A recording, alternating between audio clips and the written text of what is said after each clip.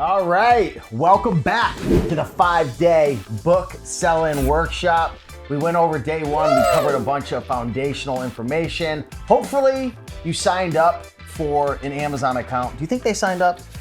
I think if at this video they probably did, but if you didn't, just go back to the other one and because it's gonna take a little bit of time too. We didn't mention, like, Amazon's you're gonna have to go through a verification process. So they're gonna send you like a postcard if they're still doing that now. Yep, Zoom call, whatever, if you're lucky. Zoom call. You get a Zoom call. And make sure you put in, I wanna mention this, make sure you put in your correct information, correct banking information, credit card, you put your real name in. Like, some people like spell their name wrong and they're like, this is a whole scam, it doesn't work. They can put your freaking name in wrong. Like, they need to verify your identity. It's the largest marketplace in the world. So now that we got that out of the way, we're gonna take you on a journey of a book that we are gonna sell on Amazon. And throughout this journey, you're gonna be able to see the different tools, supplies, and software that we use, just a high level, because we're gonna dive way deeper later on.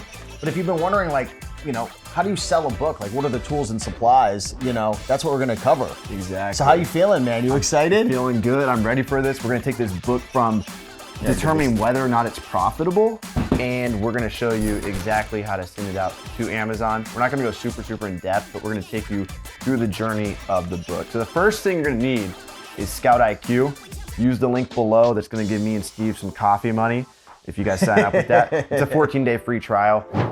So this app is going to look up the price on Amazon, and it turns green if it's profitable, it turns red if it's not. And it makes a noise too if you have your sound on, right? Like, if it goes green, won't it go like, ding? Sounds like you're in Vegas, like at a slot machine. Like, this is why it's addicting to sell on Amazon, is because, like, you get so much reward on the front end.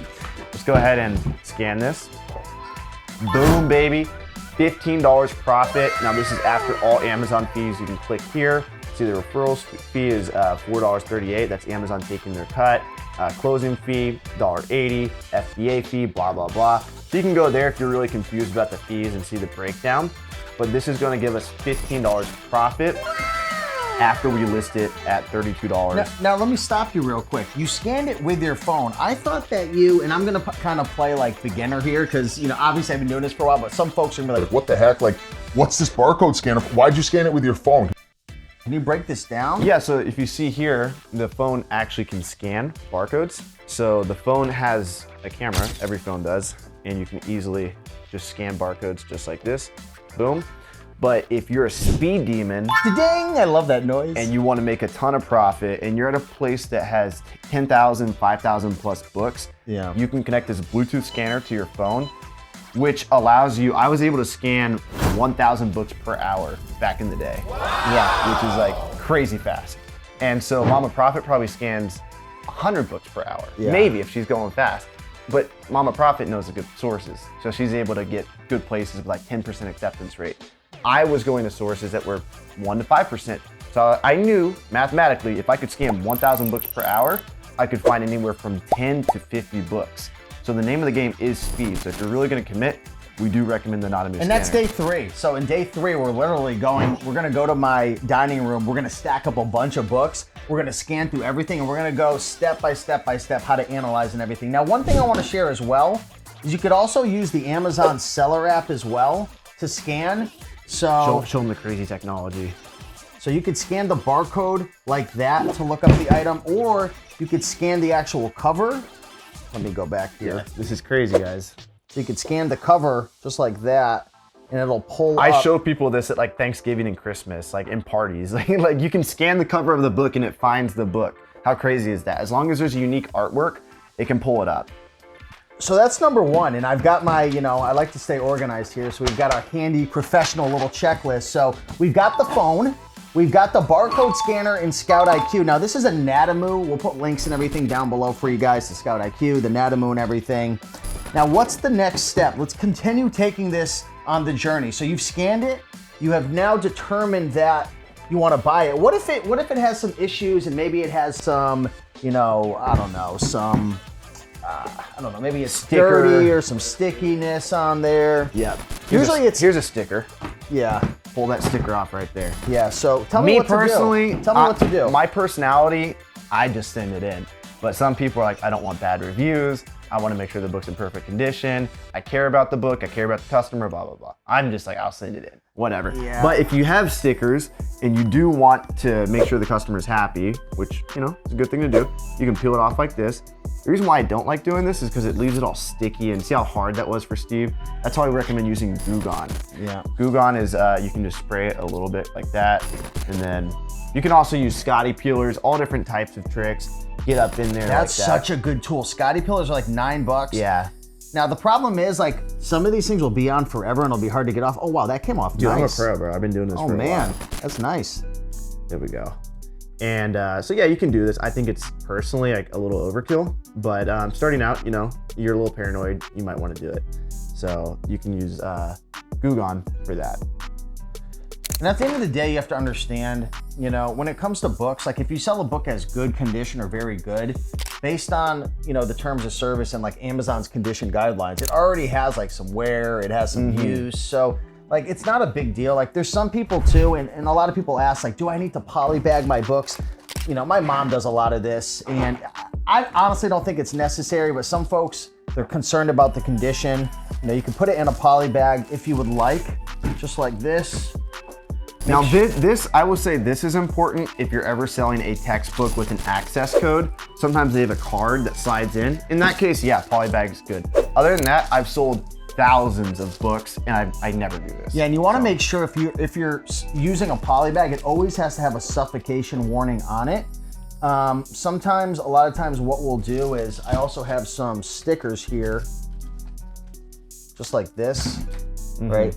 And you could, if you're just paranoid, you could just stick it on just like that. So Polybags are also good for loose leaf books. So if you have a loose leaf textbook, it's all over the place. Polybags are great for that. Or even small sets of books. So if you have 2 sets or 2 books for a set, you can actually use good tip. These right here, and you can put that on the outside, or use a small box to put the set of books in, and then put, this is one complete set, do not separate. That way Amazon knows not to open up your package. What are your thoughts on using, because you know, I see some folks using, this is stretch wrap, it's a little obviously messed up now, but it's off. So what are your thoughts stretch wrapping a book versus using a poly bag? I do both, whatever's available.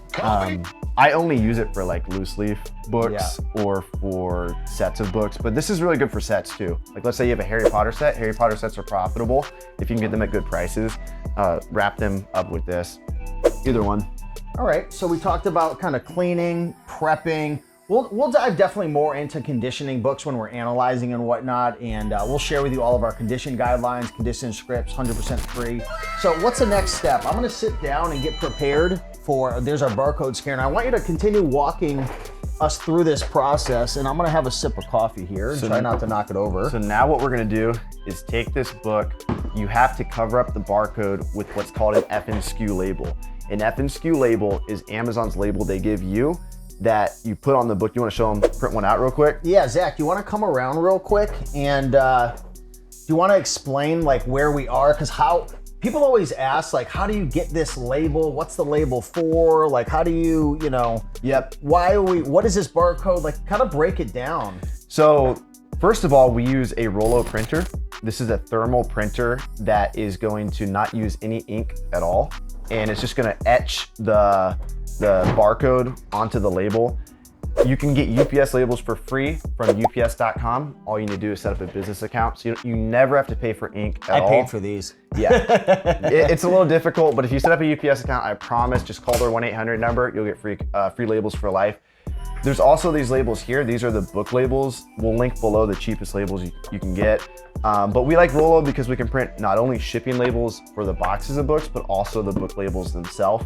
And what we're about to show you is a software that allows you to scan the book, print the FNSKU directly from Amazon.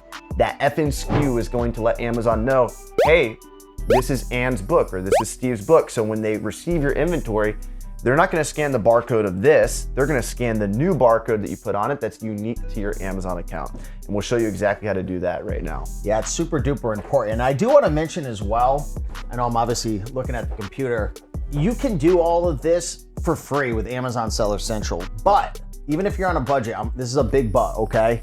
Amazon Seller Central it's the slowest, most inefficient way to price your items, to list your items, to label your items. They're gonna ask you a million questions. You're gonna sell a book and they're gonna ask, is it an explosive? No, Amazon, my book's not an explosive, okay? You know what I'm talking about, right? Does it have batteries? No, it doesn't have batteries, Amazon. Speed is the name of the game, okay? So this is a software that I use, and Zach's our cameraman, by the way. Big shout out to Zach. Woo! This is my go-to lister account, okay? So I highly recommend, we'll put a link down below. Get yourself a free trial. What is it, 14 days, Avery? Yeah, 14-day free trial. Get yourself a free 14-day trial. Trust me, this is so fast. It's the best. So, and by the way, this is my software, full disclosure. So I made this for a reason. I was selling books years ago and I was tired of how slow I was using the competition software, and it was really slow. So this really allows you to list like 100 plus books per hour. So you can see right here, I've got my numbers broken down over the last 30 days. So I've sold 46,669. It was over 50, it goes up and down. I've sold 761 units. My average selling price is $61.33. That's the power of selling books, DVDs, all different types of items. You can see my sales, units sold, and whatnot. So what I'm gonna do right here, we're gonna walk you guys through this process. What I'm gonna do is I am going to go under my history because I already had a batch right here. So I'm gonna go under test batch. This is pretty much my shipment that I'm gonna send out. And what you can do right here is what you wanna do. I have my program to scan like USPS labels because I do a lot of eBay to Amazon flipping. So I'm not gonna be able to scan this in, but you could, you know, with just a normal barcode scanner, you could just scan this right in and it would list easily. For this example, what I'm going to do, and maybe, you know, Zach, you could show the screen really quick. I just put in the ASIN for this item. I picked one for quantity. I put thrift store, buy cost, $2 on this item. And check this out. Once I hit search, it's literally going to list this item. It's gonna price it. It's gonna do everything for me, which is absolutely fantastic. And look at that. Did you see that? Oh, Zach, I think you missed it. Let me print it one more time, okay? So I'm gonna print out another label. Oh, baby. It came right out like that. Talk to him, Avery. What do we got here? Show them how to label this thing. So now what we do is we take this label.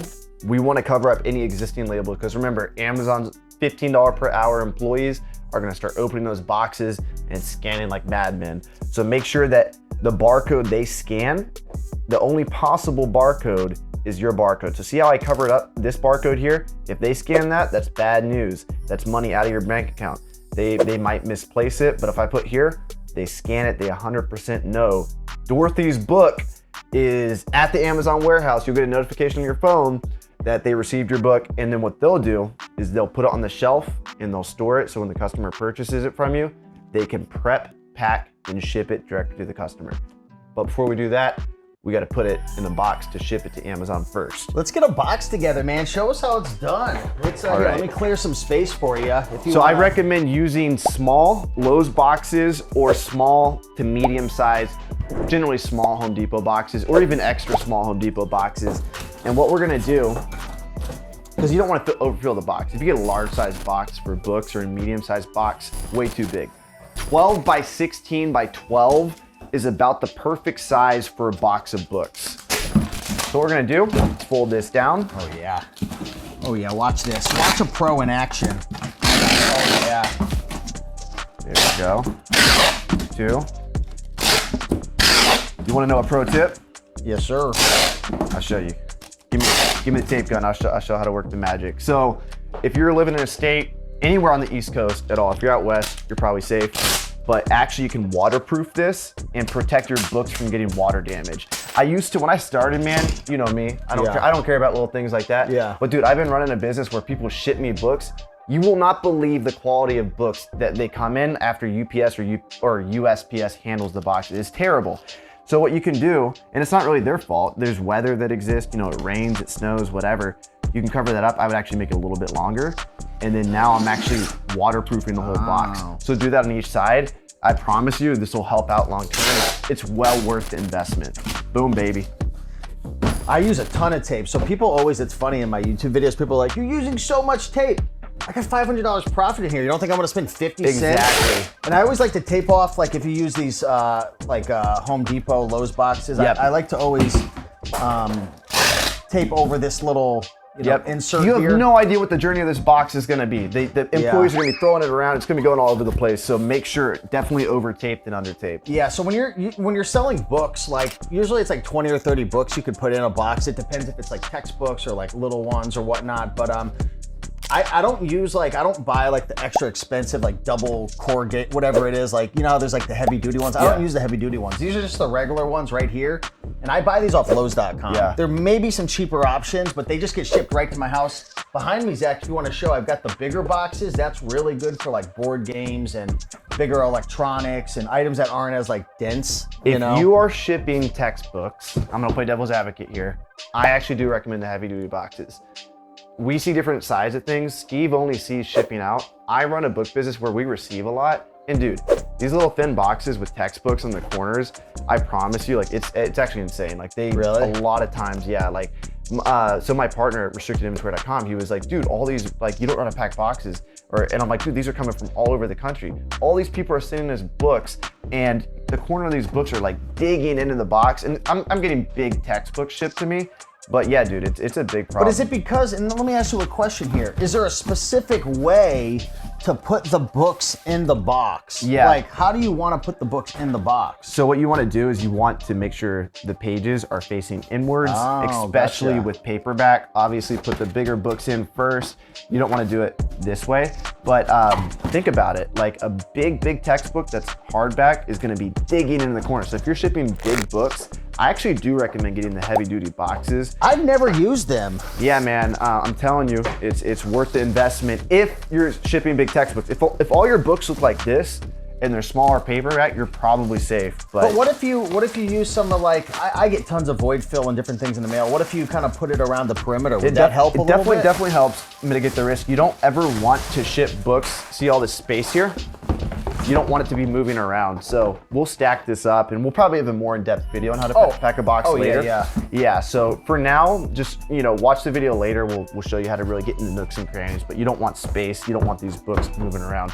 Books moving around, you're gonna tear the boxes open. Worst thing you can do. And let me tell you this, like a lot of people in the Facebook groups, hopefully you're in the Facebook groups asking questions, learning, but the people say, Amazon lost my inventory. Amazon, isn't paying me for my books. Guys, Amazon didn't lose your inventory. You don't know how to pack a box. You shipped your inventory there and all the books fell out on the way. The UPS driver picked up your box, all the books fell out. He's in a rush. He's putting half of them back in, and then Amazon only received half your inventory. Yeah. Amazon didn't lose it, Yeah. Amazon does lose your stuff sometimes, but a lot of times I think people actually don't know how to pack a box. So it's very important. So let's share the last part of this process. So we obviously talked about scanning, we talked about cleaning, polybagging if you need to. We talked about the boxes. You educated me on the importance of having the heavy duty, which if you have big hardback books, books, especially like the really heavy ones. Some of the books are like 8-9 pounds, like some of these like anatomy physiology books. So we talked about that. We talked about labeling. We're gonna cover this all in day 5, like step by step. But let's share with them, how do you weigh it out? Like, what do you, like, you want to share the process? Maybe bring them. I just like to feel it and I guess the weight. No, I'm just kidding. I can bring it over here, get some light in here. Sorry, Zach. So this is kind of a cool scale. This was like $50. I like it because it has a nice large foundation. Some of the other ones are like kind of small, but you can do your thing. Right. Do you have a link to that scale below? Oh, my battery's dead, so it might not be very, let's see if it goes on. Yes. Boom, I'll put a link down below for you guys. I'll share a couple options. I really like this scale and any type of scale like this. So we'll link one below where you can see the weight as you fill up the box. So I recommend going to about 40, 45 pounds. If you go over 45 pounds, it's off. It's fine. So as you fill it up, the weight of the box goes up. And that way, as you're listing books, you can put books in the box and see how much the box weighs. If you get too close to 50 pounds, the problem with that is Amazon will charge you overweight fees. So even if your scale, Steve's perfect scale he's recommending says 48 pounds, there's a chance Amazon's scale says 52 or 51 or 50.1. And what they're gonna do is they're gonna charge you $50 the first time, 150 the next, or they might slap you on the wrist the first time, but they will charge you overweight fees. And the bigger risk actually is if you fill a box too heavy, they'll actually get lost in the mail. Back to the first problem. So like smaller boxes, are generally the best. The sweet spot's anywhere from 35 to 45 pounds. That way you're optimizing your inbound shipping. You're only paying about 20 to 40 cents a pound, which is really good rates. And if you go below 20 pounds, you're gonna be paying, several dollars per pound. That's not worth it. And you're making sure your merchandise is protected and the books aren't gonna break the box when they get to Amazon. So that's pretty much it. There is one last thing I wanna cover, because some folks might be like, Steve, Avery, I don't have $200 to buy a Rollo printer, which is completely fine. I'm gonna come around over here, Zach. So for folks who just have like an inkjet printer or a laser printer, I highly recommend you can use any printer you have. So if you just have like an HP inkjet, or maybe you have a laser printer, you can use this to actually print out the F and SKUs. Remember the little tiny labels to put over the barcode? But what you're gonna need to do is get what's known as 30 up labels. We'll put a picture on the screen. Go to Amazon, just type in Amazon 30 up labels. It's essentially just a piece of paper with 30 labels on it. The downside is it's slower. Like, you can't just like label as you go. And you don't need a special printer for this. I used to think you did. I actually went to my college library and I was like, oh, I need a special inkjet printer, thermal printer. And I felt like an idiot 3 years later when I found out it works on every single printer. Every single printer. So starting out, if you're on a budget, do that. But just know, over the long run, that's actually way more expensive because you have to pay for ink, you have to pay for the labels. But for this, remember, you can get like several years worth of labels for like $30 or something. Like, it's crazy cheap. And you get UPS labels free for life, and you never have to pay for ink. One ink cartridge is like what? 80 bucks, 100 bucks? Yeah, that's why laser printer's the way to go. It's so much cheaper, just toner. So that is day number 2. We talked about the tools of the trade. We talked about some supplies, accessories. We shared a little brief overview of GoToLister. Don't worry, we're gonna be really diving deep. Day number 3, we're gonna be literally just scanning a bunch of books, analyzing. We're gonna probably have a screen share going on the phone so we can walk you through, like, what is the buy box? Like, if you don't know what the buy box is, you'll learn about that, how to scan, how to analyze, how to know, like, should I price it here? What if the price is gonna tank? Like, how to be looking at like different analytics and whatnot. This is the most important part right 100%. Here. So, all right, so we're getting ready to go to day 3. What do you think a good action step is right now before we move on? Go get your tools, get ready, get your tape ready. If you want speed, get this. Go get all the supplies we recommend below if you're really serious about this. Absolutely, and wait to get your account verified. Make sure you did that. Check out our free information down below. Get a free 14-day trial to GoToLister, and let's rock and roll. Let's rock and roll, baby. Here we go.